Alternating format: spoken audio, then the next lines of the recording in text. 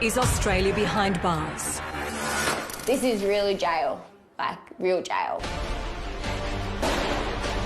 This is a world where you're either blue... Every day's a game of cat and mouse. Calm down. Zip it. Or you're green. Jail is very confronting. You're a man with a number. You can't put a masquerade, you can't put a facade. You are who you are. I've located a jailmate syringe. Can you comment on that? From the first day behind bars... There's nothing I like about jail. ...to the last. All of these women get out at some point, and you want them to come out better than what they came in. That's some Shawshank Redemption shit right there. Tonight... She's real uneasy. A jittery arrival to a max security wing. She obviously fears for her safety. Maybe someone slipped her a note or something like that. Using a metal detector to find a mobile phone. The biggest eye-opener that I have learnt from this job is what they can put in there and what comes out. How female inmates hide contraband. Coffee mugs, fake nails and glue. And... Inmates are portrayed as this evil sort of characters. It's not true. Wisdom gained from doing time. You see a person for who they are. There's no fancy cars, there's no fancy homes. It's just you and the person in front of you. The average prison sentence in Australia is 1 year, 6 weeks and 2.5 days. Mohammed is serving a 9-year term and is desperate to get reclassified as a minimum security prisoner so he can move to a jail closer to his mother. My name's Mo, 26 years old. This is the first time I've been incarcerated in prison. For the last 2 years, I've been, the minority in here. At stages, I've been the only Muslim in the pod. I played my part in an armed robbery. I wasn't physically involved, however, I contrived in organising and planning, and I'm aware that my actions are reprehensible. He's behaved himself inside and has progressed from a maximum to medium security rating. I've been a sweeper for over a year. It's changed my jail time, that's for sure. And it's a job that everyone wants, or nearly everyone. From the start of the day and start of the week, we'll just start cleaning up and get the pod nice and clean. Well, a sweeper is a privileged job, so we've got to be very sure and very careful what to do, because when you're a sweeper, you want to keep your job, a bit more freedom. Well, you want to keep your mullet? Yeah, like a little bit. Yeah. Mohammed is also the prison barber. Yeah, some of my mates more than happy to give him a haircut, make him look half decent. He's famous at Wellington for his haircuts. It's a 5-star service. No, there's no payment at all. You give a good haircut to an inmate, one way or another he's going to return the favour. He's going to give you something. You got a spare sheet or something? They'll get that on air. We'll try to do everything we can in this place to feel normal. That's what we thrive for in here. So you see a lot of boys asking for haircuts on a weekly basis, and it just makes you feel good. It makes you feel good. They go in the cell, they look in the mirror, and they look normal, and it makes the jail time easier. The busier he is, the quicker time goes. But nothing stops the guilt Mohammed feels about disappointing his family. I was born in Iran. My parents are from Iraq, though, so they went through immense troubles to find freedom. My father was a prisoner in Iraq on death row by Saddam Hussein. So he went through monumental efforts to get us to this country. My parents went through all this trouble to get us to here and have a good life, and I've landed in prison. His parents now want what Mohammed wants, a downgrade in his security rating so he can move to a prison closer to Sydney, where they will finally be able to visit him. Numerous amount of times I put in an application and it's been rejected, so this time I'm going to try to give him adequate reasoning, and hopefully, and I really do hope so, that they will move me back to Sydney. It's been really hard for my family and friends to come for a visit, given the length distance. So yeah, this application is crucial to me.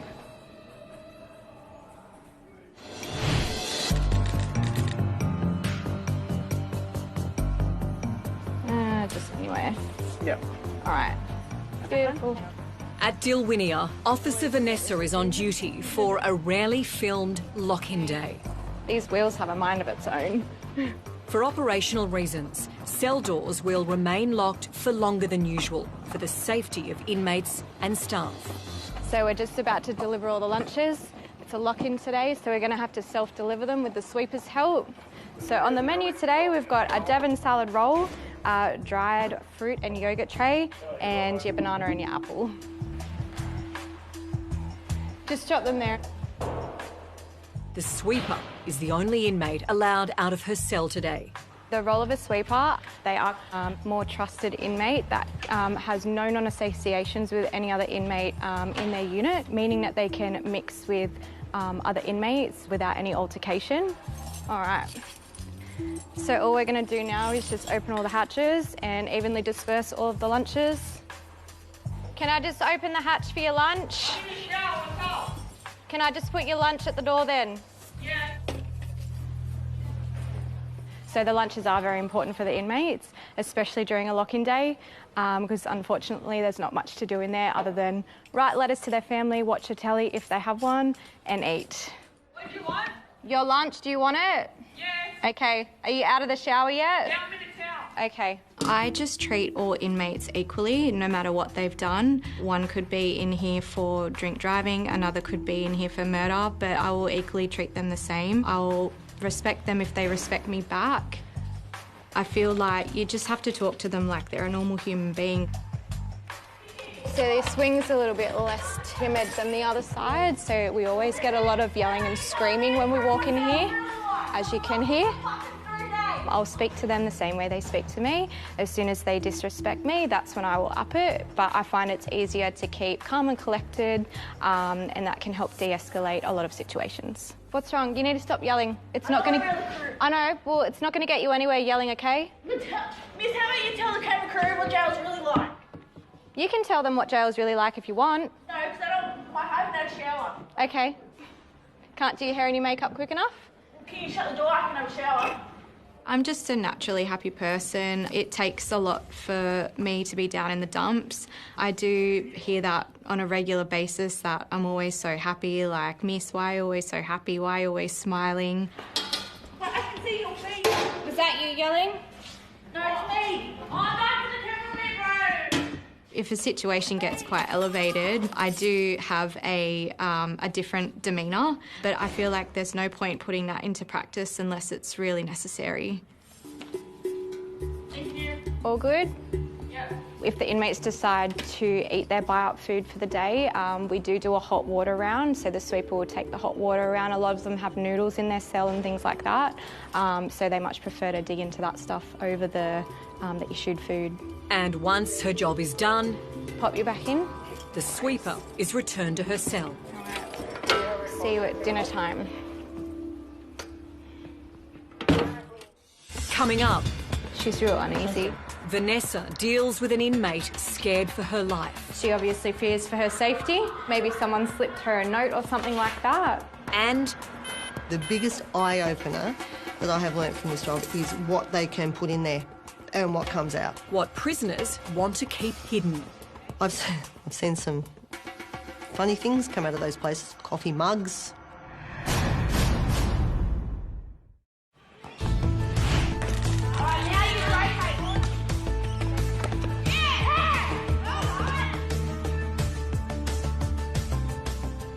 Unit, Vanessa it's speaking. The day after a lock-in day at Dilwinia's Max Security Wing. Kelly, I don't know where she is. And the inmates have energy to burn. No. No. We've got girls in here for aggravated bodily harm, murder. We definitely have the worst of the worst in here. So if there's an officer out in the wing, as there is now, I will always be keeping an eye on her, and there's always 2 officers up here at any one time, if not more. So there's never an officer left on their own for safety reasons. It's just really important that we don't become complacent, because that's the time when we usually get the reality check and something happens. You always, need to be looking over your shoulder every single moment of the day. A new inmate has caught Officer Vanessa's eye. She's real uneasy. It's the first thing she said to me when she walked in. I said, "You all right?" She's like, "I'm really nervous." And I just said to the sweeper, "Look out for this one." Yeah. That inmate was moved here this morning and she's feeling really uneasy and really nervous. And yeah, they're currently moving her back down to the cells in the clinic by the looks of it. The inmate is not saying why she's feeling uneasy, so Vanessa needs to check out her cell. So this is the inmate cell that just moved in here today, who's currently down in the health centre, obviously getting another assessment to see if she should be moved out of here because she obviously fears for her safety. So I might just put some gloves on, have a look around and see if I can find any reason as to why she fears for her safety. Maybe someone slipped her a note or something like that.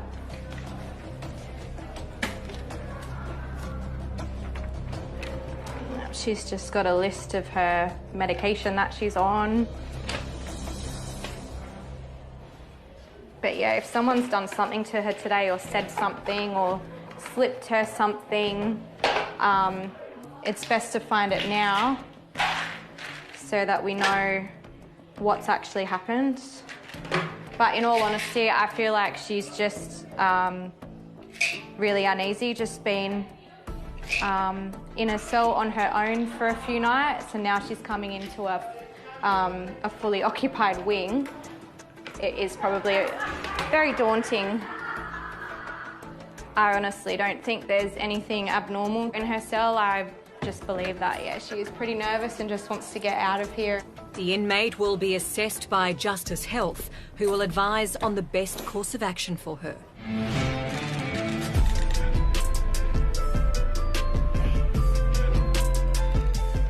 Doing the rounds at Silverwater's protection wing today is Officer Dominic, all 6'7" of him. Yeah, T-block, can we get the middle door unlocked? He wanted to be a cop, but became a corrections officer 3 years ago. I've always been intrigued, like about prisons, about, crime, law. When I joined the academy and that, it just kept me, it was one of those jobs where I was just like, wow, I can't wait to, step foot into prison. I can't wait to see how it works. Dominic found the 10-week officer training course fascinating, but it didn't prepare him for what lay ahead. It's one of those jobs where you can get abused all day, and it does mentally drain you. And, you do walk out of here thinking, wow, like I've just literally been abused all day. So it does sometimes take a lot out of you. What cell do you want to go? From 264 to 261. Jail's jail. So you've got your officers who wear blue, you've got your inmates that wear greens. You got to try stay ahead of them, and they're trying to stay ahead of you. You're not friends, you've got to be professional. Obviously they're inmates, they're here for a reason, we're here to uphold the law. Staying one step ahead is the name of the game. I've just been called down to T-block, which is a protection pod. We've had reports of contraband getting thrown over the fence, so we're just going to go do a yard check prior to the inmates coming out to the yard. Drugs, mobile phones, tobacco, lighters, even cooking spices have been known to get tossed into jail yards. Today, obviously we didn't find anything in the yard, but you just got to keep on top of it every day and just make sure, we do perform our security checks, because, the day you don't is the day there will be something in the yard.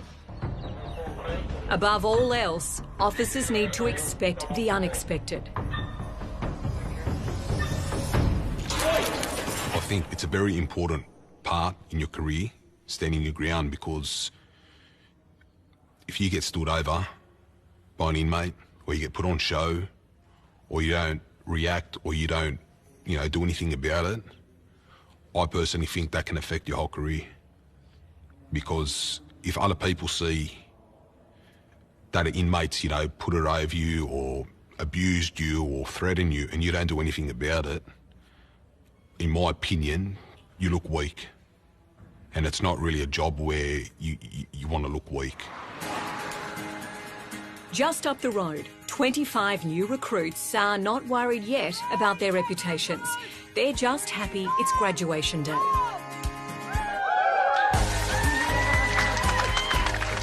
Training has included offender management, weapons and officer survival skills. Former Youth Justice Officer Ben is under no illusion what his new career will be about. I think empathy's a big one. Also, resilience, being able to sort of have somebody abuse you one day and then help them out with something the next. I think it's big quality that you need. If you sort of are going to hold a grudge, over something, then it's going to be a hard job for her. Some of Ben's classmates will drop out only a few weeks into the job. Wayne is not planning on being one of them. I've been working on the roads and I got a small farm, so I've always been a labourer all my life, and late in life the opportunity came up to apply for a job here. I think, yeah, don't be frightened to do it. Both Ben and Wayne will be on probation for 24 months at the Wellington Correctional Centre. I'm excited. It's something I am nervous about because I fully anticipate there's got to be a lot for me to take in, but at the same time I'm very excited about that. When I grow up, I want to be the same thing as you. Oh, you want to be the same thing as Dad? Coming up... Right, ladies, turn around and face me. On the hunt for a hidden mobile phone. Men will secrete things between their butt cheeks, but women are able to secrete things internally. And Ben's first day on the job. You always have your foot on the door, because if you've got an aggressive inmate on the other side of that door and they kick it, your foot stops the brunt of it coming towards you. So I'd rather have a sore ankle than a busted face.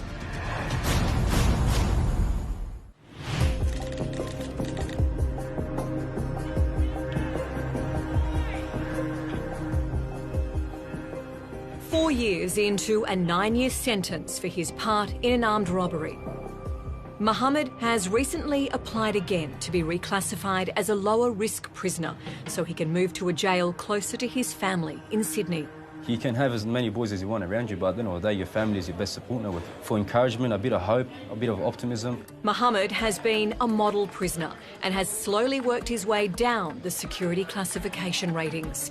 He started as A2, considered one of the highest security risks, second only to those charged for terrorism. He's now a B rating, or medium security, but needs manager of security Justin to give him a minimum classification. I think he's one of your sweepers. Yeah, he's a good sweeper. He's got good case notes. Yeah. Never puts a foot wrong. Yeah, because he's put in for a compassionate transfer to Sydney and got somebody that's unwell in his family, and he's asked for an early classification, and they've actually recommended for him to progress again to a C1. Officer Dave is pretty pleased that he will be the one to give Mohammed the good news. He's one of the better inmates. He's here to do his time without any dramas with other inmates. He's got a sick family member and he needs to be closer to that family member, and we can accommodate it. There's no reason why he can't go down there.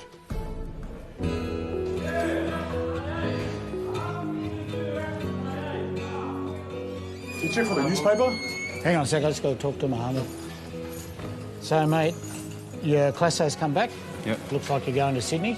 Okay. To be closer to your family. All right, so that's what you wanted? Excellent, Yep. thank you. All right, Thank you very much. All the best, eh? Thank you very much. See ya. Do you have any idea when I'm going to leave? Probably Monday's time. All right? Excellent. Thank you very much. Righto. Thank you. Go, baby. Yeah, very thrilled, absolutely thrilled. So first thing in the morning, I'll call my mother and my family and loved ones and let them know. Hopefully to make their day and their week.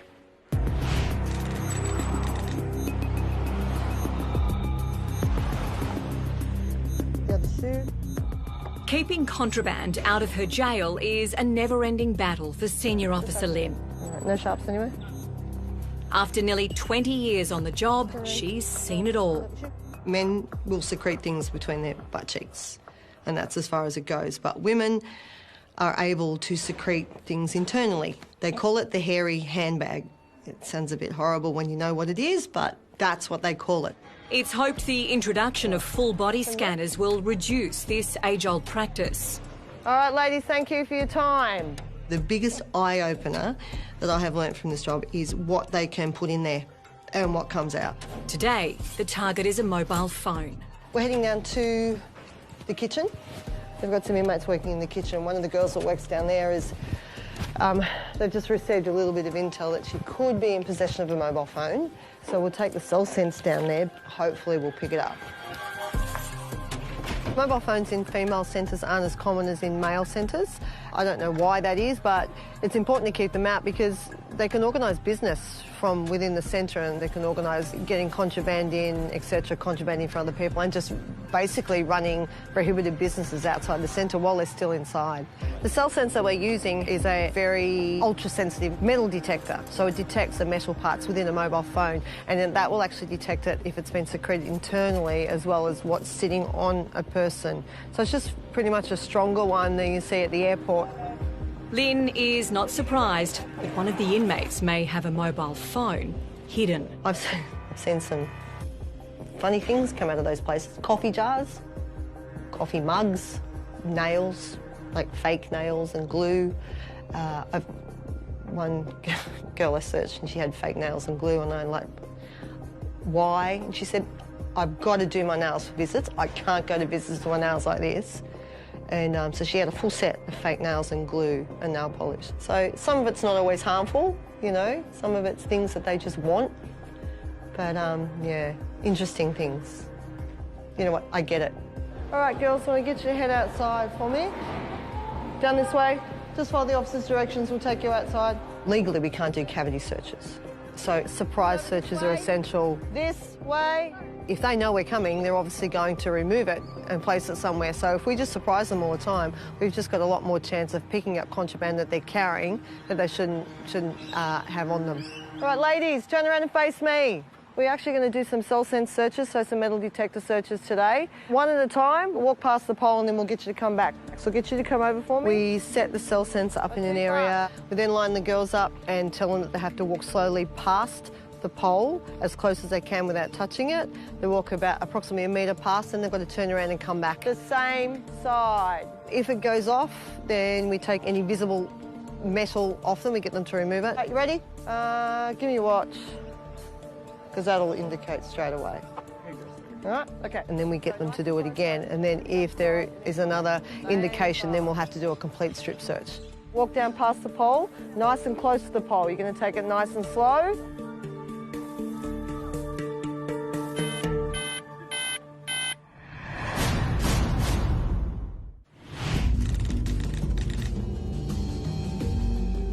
All right, ladies, turn around and face me. The immediate action team is searching for an illegal mobile phone. Walk down past the pole, nice and close to the pole.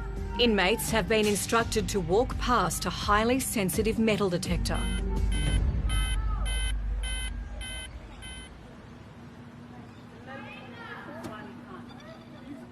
Do you have an underwire bra on at all? Bra, yes. Do you have an underwire in that bra? Yeah. One of the girls indicated on the pole, because they wear underwire bras, sometimes the metal, that's how finely tuned it is, that will pick up on that. So she's just removing that and then we'll run past her again. If the inmate does have a mobile phone, she's likely to have time added to her sentence. Girls, everybody up the other end for me.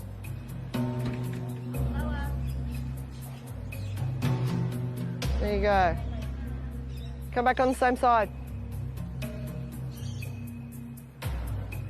Easy. All right, good. Yeah, girls, so it will pick up on your underwire, but we will ask you to remove that, so you can't get away with it. I'm wide left, baby. No thanks. Don't want to know. Good news, we didn't find anything. Mobile phones being found on your person as an inmate is a very serious offence, so they will face court for that, and it will more than likely end up being extra time on their sentence. Back to work. Behave. No contraband found this time, but the immediate action team has other intel to investigate in another cell pod.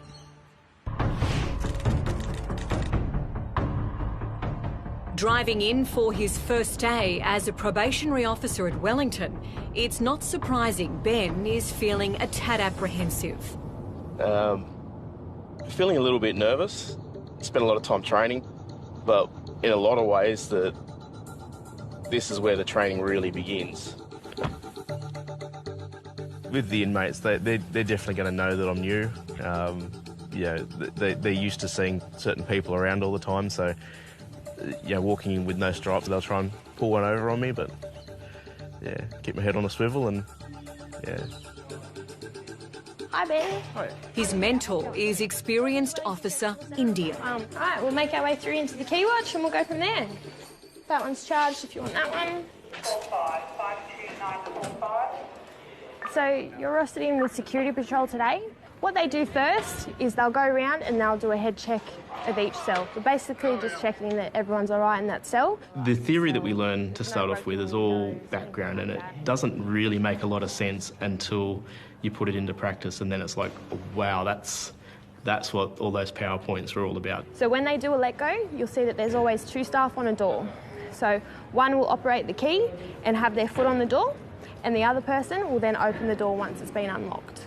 So you always have your foot on the door, because if you've got an aggressive inmate on the other side of that door and they kick it, your foot stops the brunt of it coming towards you. So I'd rather have a sore ankle than a busted face. In training, they showed us, how this process happens and the reasons we do things the way we do. But yeah, it's definitely different to see it in the flesh. When we first open that door, it can be a little bit intimidating. Our training does prepare us very well for what we do here, but now that it's actually doing it for real, it all makes a lot more sense. It's just about really knuckling down on learning the routines, learning the procedures, and just becoming more comfortable with how everything operates.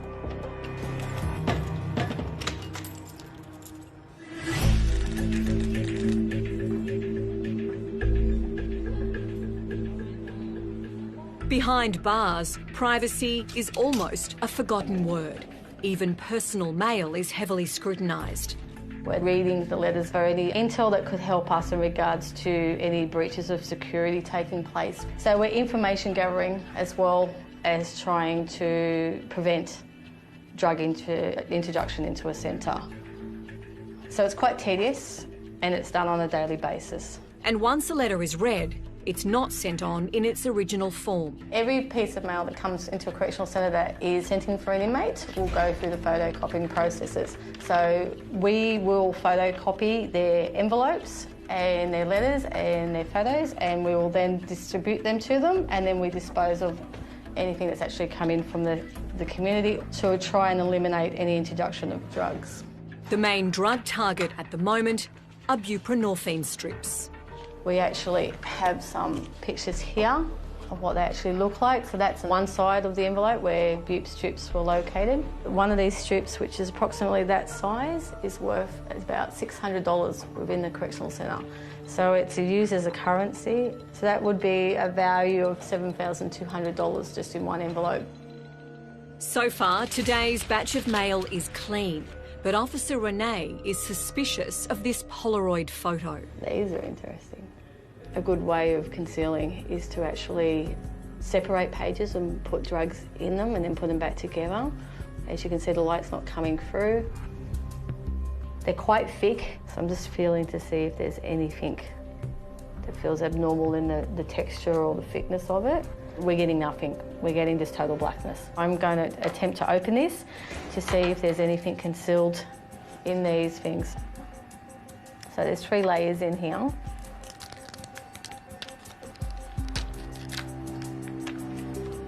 So if I break apart the layers, doesn't appear to be anything on that, but I'm still not able to get a clear indication as to whether there is anything abnormal in this photo. Photos are the only mail passed on to inmates in their original form, but not this one. So they will go back to the sender with an explanation as to why they've been sent back to them so they don't make that mistake again. Coming up, Leaving Wellington, it's going to be bittersweet. a poignant farewell.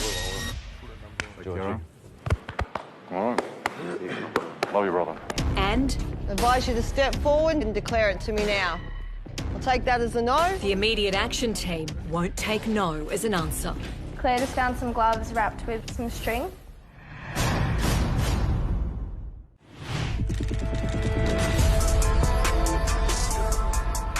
It's a great day for me.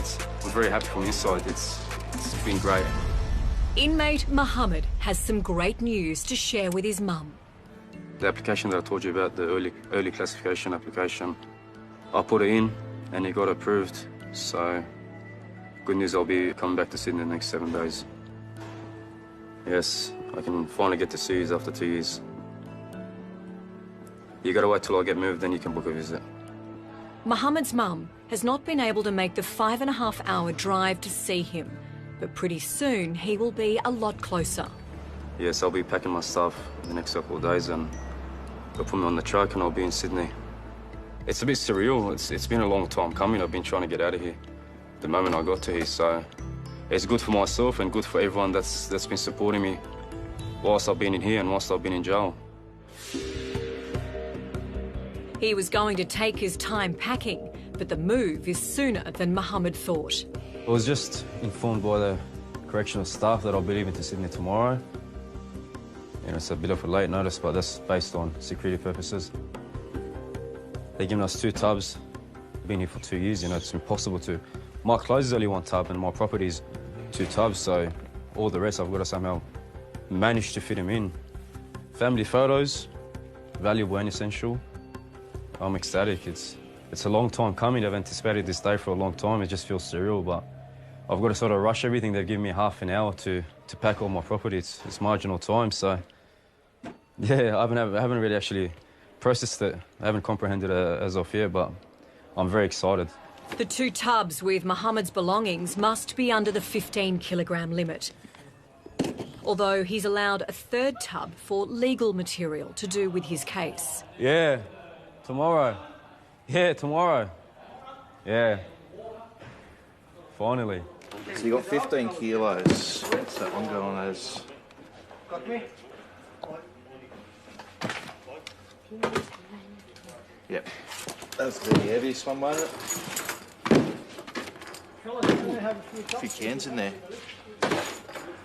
Should be right. Sweet. All good. All righty. Closer to home? Yeah, I'm from Sydney, so... Yeah, mad. Been waiting for this day for 700 days. He may have been waiting for this transfer for a long time, but Mohammed is leaving behind friends he had not expected to make in jail. Leaving Wellington, it's going to be bittersweet. I've been very fortunate that I can genuinely say that I've met some great people in here and friends for life. See you tomorrow, brother. Thank you for everything. They've guided me, they've supported me, they've mentored me, you know, it's been significant. Hopefully I'll see you there. There's no facade in here, you can't put a masquerade, you are who you are, we're all wearing greens. We're all the same, we're all going through similar hardships and you see a person for who they are. There's no fancy cars, there's no fancy homes, fancy clothing. It's just you and the person in front of you. And it's difficult to comprehend for people on the outside because it's stereotyped. The fact that inmates are portrayed as this evil sort of characters, it's not true. Love you, man. Love you too, my brother. I'll call Mary. I will. George. All right. Love you, brother. Spoke to my family yesterday. Spoke to them this morning again and wish me luck on the journey and they're very excited to see me this week, God willing. Yeah, it's very important for my mother. You know, she's obviously going through a bit of hardship at the moment and it's perfect timing. She's been fasting for 30 days and not to be self-assertive, but I think it's the perfect present for her, for me to go closer to home in Sydney. Security to M-Block. Yeah, can you advise when I can send an Alpha up for intake? Yeah, clear up here.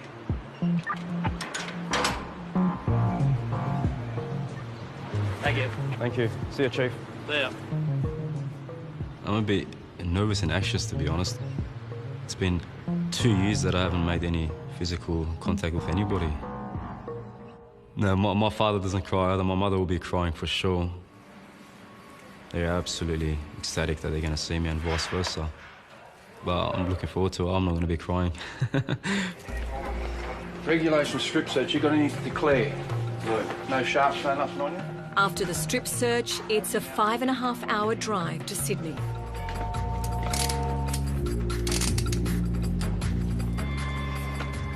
Okay, follow me. Every single thing that I've done at Landmark Prison was motivated by greed. I wanted to be something more than what I was. I wanted to have a life of extravagance. I wanted to be something where I shouldn't have. My parents went through all this trouble to get us to here and have a good life, and I've unfortunately landed in prison.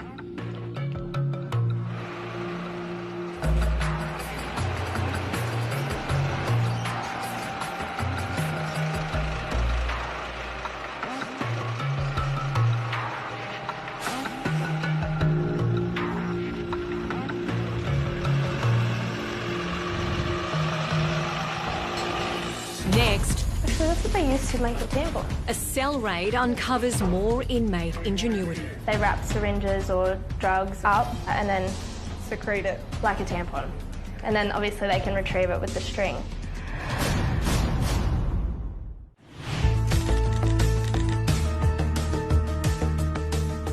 Back at Dilwinia, and the immediate action team has another piece of intel about illegal drugs coming into the jail.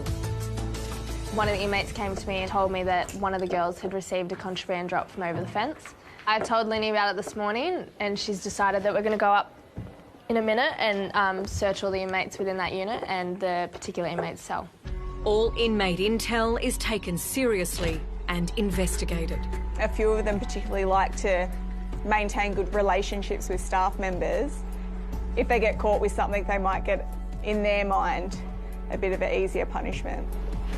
The other reasons could be just they don't like them and they want to give back at them or whatever, so it's a little bit of just a payback. Or they want to get them out of the unit that they're in, moved somewhere else, that's another reason. Or, as Claire said, it could be that they think that they will get in less trouble if they actually give us some information, which that's really not up to us. That's up to someone of a higher pay level than us.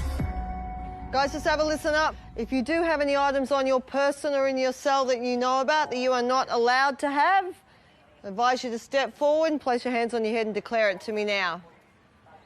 I'll take that as a no. Let's stay nice and quiet, and we're done as soon as we can.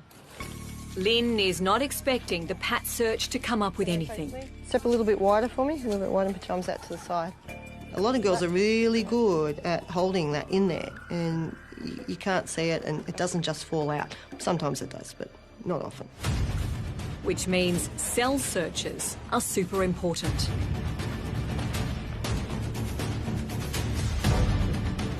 Actually, that's what they use to make a tampon. They do that and then they wrap it up around with this and then they stick it up there. No drugs yet, but uncovering items used to conceal contraband is the next best thing. Claire just found some gloves wrapped with some string, and some of the girls use like the tips of the gloves with the string and create like a makeshift tampon almost.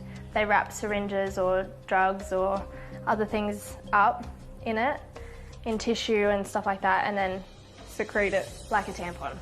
And then obviously they can retrieve it with the string. Nothing can be proven by finding these items, but it does mean the inmate will be watched closely. It's always good to not find something, but that doesn't mean that nothing's in here. It just means we haven't found the hidey holes, that's all. But it's part of your dynamic security, though, doing your patrols and doing your searches and making them aware that we can come in at any time. So it's part of our job.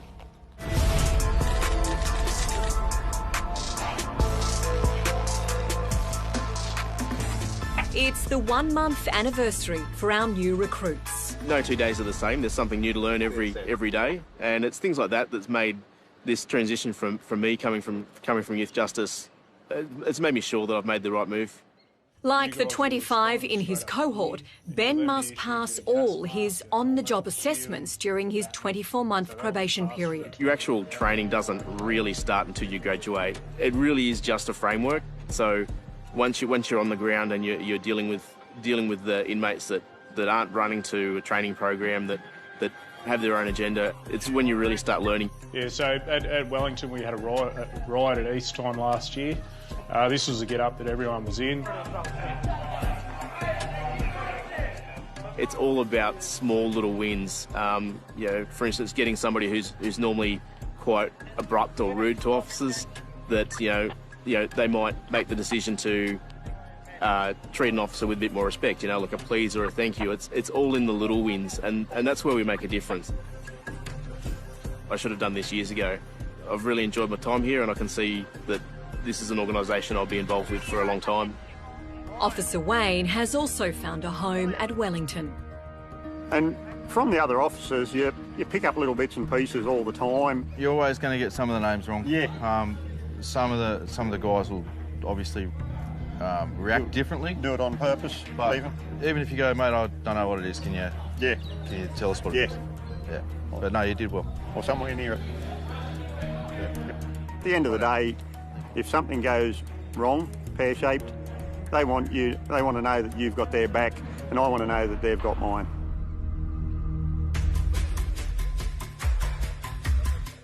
$77,000 children across the country have a parent in jail. For these dads at Wellington, being part of the Shine for Kids program has helped them stay connected to their little ones. We're running story time at the moment. It's to connect the dads with their children and build that bond so that, you know, we're trying to stop recidivism. Writing stories has helped inmate Daryl feel a part of his son's life. Then one day, the volcano erupted and lava spewed out down and across the valley. My son, he loves dinosaurs, and yeah, Miss always putting little activity for days on for us to do things with our kids, which is, well, I'd rather be sitting here doing this than sitting in the yard doing anything else. 1 in 5 inmates have parents who are also incarcerated, and boys are much more likely to follow their father's footsteps than girls. I've done a lot of jail, maybe 20 years in instalments. I'm 40. I've been coming in now since I was about 14. Becomes home. It's my safety net, in a sense. But when things get a bit hard outside, you just stuff up and come to jail. But now I've got a son, things are changing, yeah. My son's all my drive, my focus for when I get out, so yeah, I don't want him to go down this path, so it's time to, just take things one day at a time, you know? That's what we're about, is letting the children know that they can still contact and talk to their parent. And then with the offender parents, it gives them the opportunity to give something back to their family. That's why we signed up. That's it. Is that what you think, you know, sort of It's story all signed time up, is? yeah, 100%. But when he sees how cool Dad is... He'll be loving it, yeah. Yeah, with dinosaurs. Yeah, he loves dinosaurs, so... Yeah. It's a no-brainer. Yeah. Yeah. Just because they may have offended in our society, people shouldn't be branded for life. You know, people do get a chance to be rehabilitated. Next time... This is the first time I've ever seen one of these. Inmates get inventive. Located a kettle. They put these 2 wires into the wall. The bag was inside of it, and it'll boil the water up. She may get to leave jail every day to go to work. I have 2 wardrobes, and I keep all my greens in one and all my normal clothes in the other one. But Norma is still a long way from freedom. It's still when to wake up, when the doors open, when the doors close. So I never forget that I'm in jail. And I've never had a job before in my life. I'm pretty much been in and out of jail since I was 18. Can Tristan get it right next time he leaves jail? Once they are out, if they don't have a good support network, it can often almost feel like you're setting them up to fail.